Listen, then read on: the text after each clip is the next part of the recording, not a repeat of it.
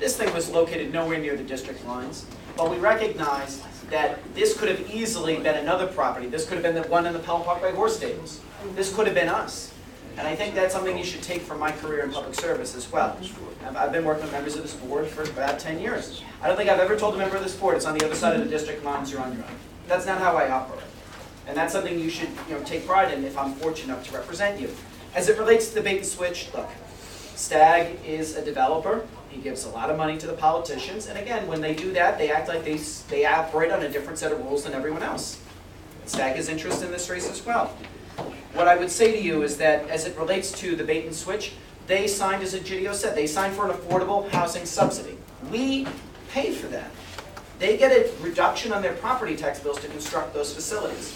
Because we, the public, have determined that we want affordable housing in our neighborhoods. Now, we can get into why the affordable housing isn't truly affordable, and I would be very open to doing that in the next question when I have more than 90 seconds. But when they sign those documents, it should be legally binding. And frankly, what I'd like to see is I'd like to work very closely with Comptroller Scott Stringer to make sure when they break their agreements that we take them to court. Because you know what? We start taking them to court on them violating their agreements, that's going to change things right away. And another thing I want to do, as it relates to the slum landlords. Everyone here read, I'm going to go a little off topic, but it's somewhat related. Everyone here read when those two young girls were killed because of a coolant leak of a radiator earlier this year in the South Bronx. It was scatter site homeless shelter housing because we subsidize, we give the landlords big tax breaks to take in these people that's well above market rate. That's why they do it, because they pay the politicians. The politicians write the laws that allow them to be in there. We need to get rid of scatter site housing because scatter site housing, we house them in slum conditions, and the only people making out on it are the big landlords. And where's that money come back into? The political system. It's all related, folks. Thank you. Thank you.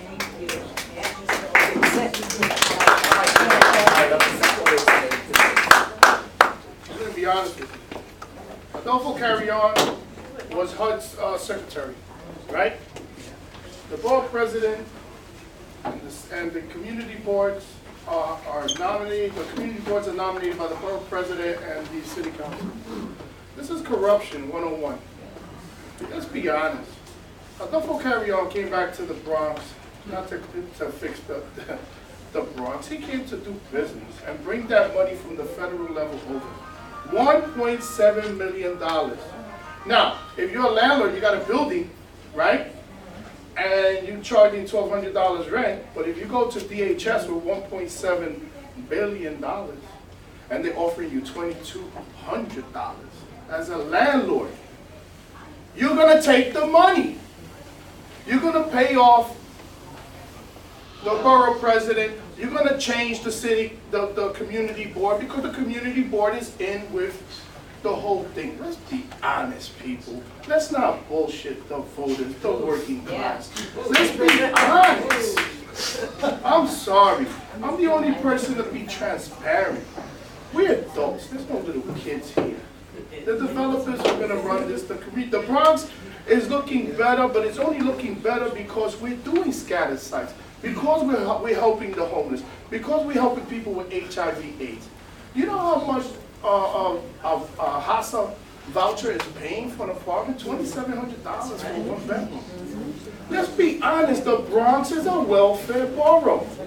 But, you know, we still have the 13th district that's still middle class, right? Yeah. People are working, but we don't want that.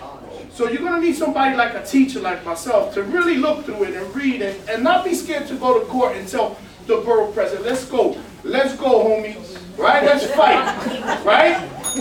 And let's fight this. I'll take you to court. I'll represent this community board. I'm not being dishonest. I know what it is. The Bronx is what it is. If we take the $1.7 million out, the buildings become empty. Thank you. Who's going to pay the rent? Let's be real. Let's be real. Okay. So the next question, we'll start with Mr. Simontelli. Yes. Okay, no, sorry, John. I'm sorry, the Bronx came out of me. I sounded like a Bronx guy for a second, right? I'm sorry. Not you, because I know where you're from. All right, guys. Order, please. So Mr. Doyle will be the first respondent. minute to respond.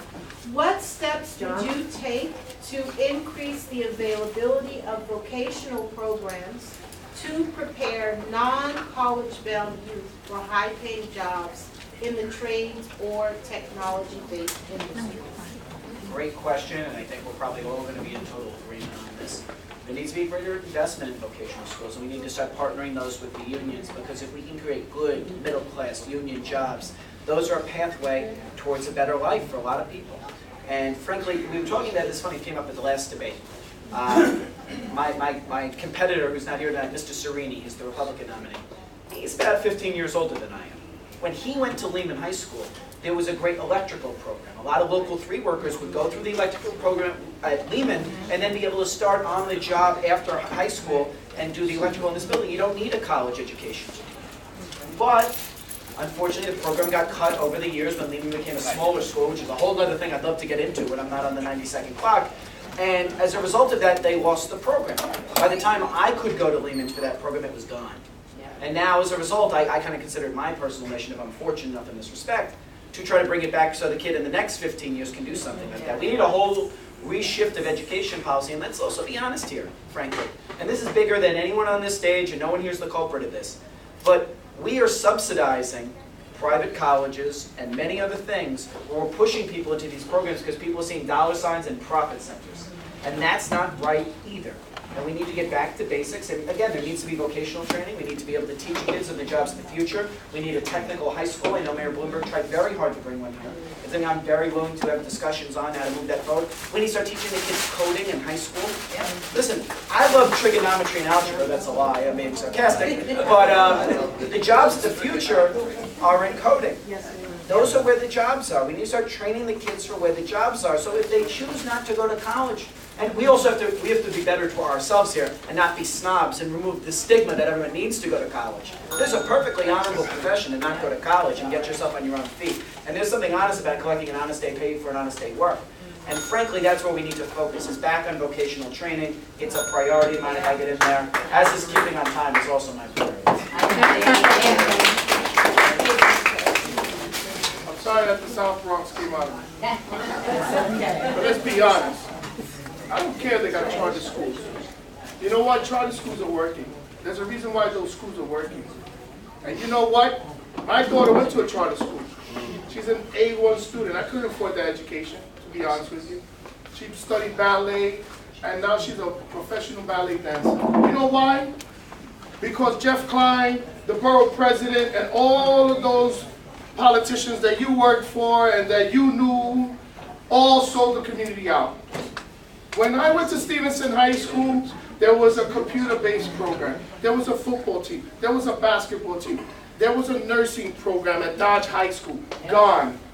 The automotive in Stevenson, gone. The vocational department, everything has been gone. Why? The same old politics. The same old bullshit. Let's be honest. We hire these politicians, they're gone. They're going to talk the talk, they're going to dance the dance, and they're going to keep on walking. They're not going to do anything. They're not going to bring music programs, drama programs. I played in the jazz band. I was the conductor of the orchestra. I played the sax, the flute, the drums. Why? Because they were there. They were part of the curriculum in high school. You and I know that the Bronx, even though it was poor and burning, it had good things. If you wanted to learn, you wanted to go to school, you could. But we don't have those programs. We threw out God out of the school. And we went to hell. And now the developers are going to build it up, but we're still not doing anything for the children of this community. And yet the charter schools are doing their thing because they found a loophole. And if they're being more successful without the unions, then by all means, something is working. Let's get those people and bring them into the Board of Education and let them run the Board of Education. Let's merge the departments. Why is it that those departments are working and the Board of Education is failing? And all the money that they get. Why is it that the State Department writes a curriculum? One last thing. Why is it that the State Department writes the curriculum, but when your kid goes to school, his textbook doesn't match the curriculum? I know because I was a teacher. And the $75 textbook is garbage. And the $10 textbook that I bought on my own was good. I'm sorry. But let's be real about it. I hate it too because I think maybe we need a minute and 30 seconds for this. You may just. Let's be real. if you say that word, you're going to adopt it 30 seconds. Okay. I'll Mr. take it. Simmons, Philip? Thank you. Thank you, Mr. Ortiz. Although I forgive you, Mr. Ortiz, Thank you, Councilman. I forgive you for the X over my name here. I just noticed you put a big X. I did. All right? But we all know why vocational courses were removed from high school. There were many years ago. You guys remember, especially if you're over 40 years old, you remember. And what was the argument? The argument came out, said, why is my child learning to be a plumber, a carpenter, and an electrician, while other children in Manhattan are being taught to become doctors and lawyers? So what happened? Let's get rid of it. We got to make it equal. That was the logic. That was the progressive thinking, the modern thinking. Everyone has the same shot. That means everyone has the same shot for failing. Like it or not. And unfortunately, would I like to have my kids to become doctors and lawyers? Of course. I think everyone here would like to have a better life for their children. I know I would. I don't want anyone to have the same life I had. I want them to have a better life. Every parent wants that for their child. Unfortunately, that's not the reality. We have $22,000 a year is spent. The state spends on a child. $22,000. It's a lot of money for every child. We need to divert some of that money. We need to take it away from the UFT.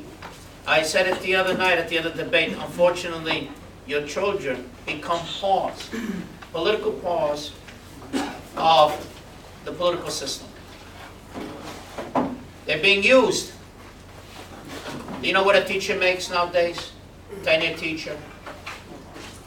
Over $100,000. So it's costly.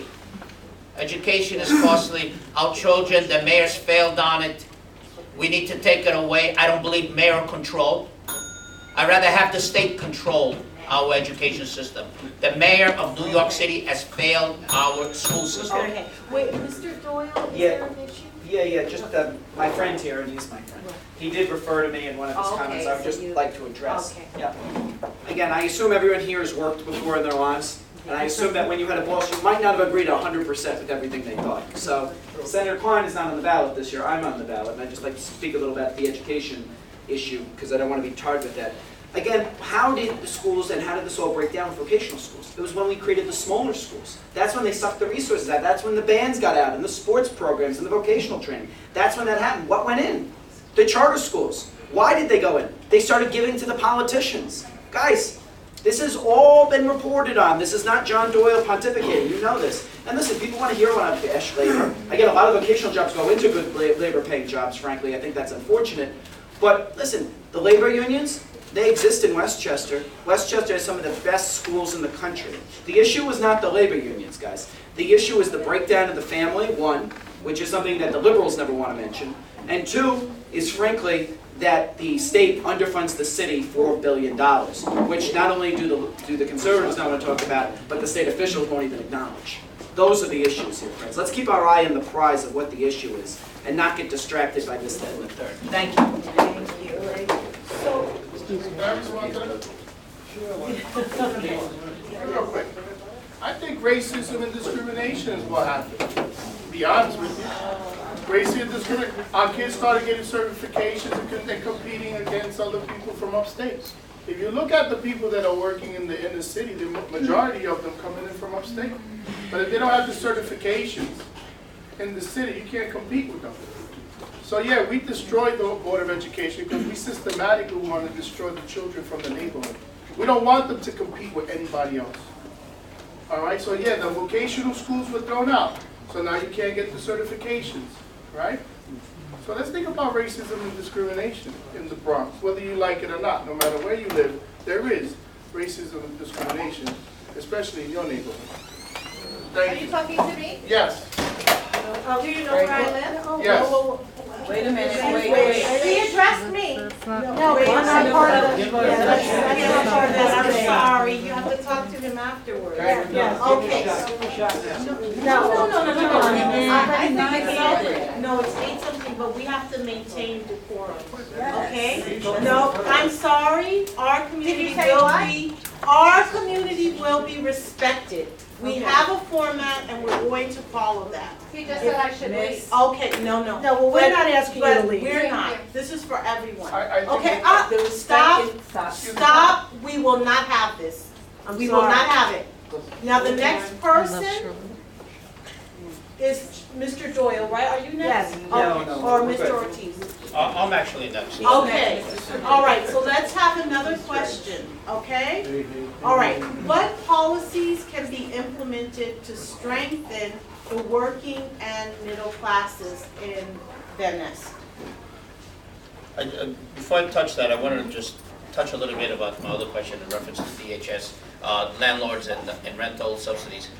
Just for information purposes, landlords, when they rent for vouchers and programs, they get an extra $1,000 bonus for rental, and an additional 15%. So I just want to mention that. But in reference to the middle class of Van Ness, to strengthen jobs, that's what we need in this country. Does government create jobs? Absolutely not. How could they? Government is like bloodsuckers, you know, they just want to suck your blood. They don't give anything back. And unfortunately, we need to leave it to the private sector. We need to assist them, small mom and pops. We need to assist the corporations. We need to address that and give them opportunities to not to be fined, just like this year. This budget, $84 billion budget, de Blasio. He hasn't increased police, fire, sanitation. If you notice, nobody picked up. I don't know, my garbage wasn't picked up. It's still out there today. All right, 3 days later. Sanitation wasn't hired. I hope not. Other services are not being provided. And you know what the mayor did?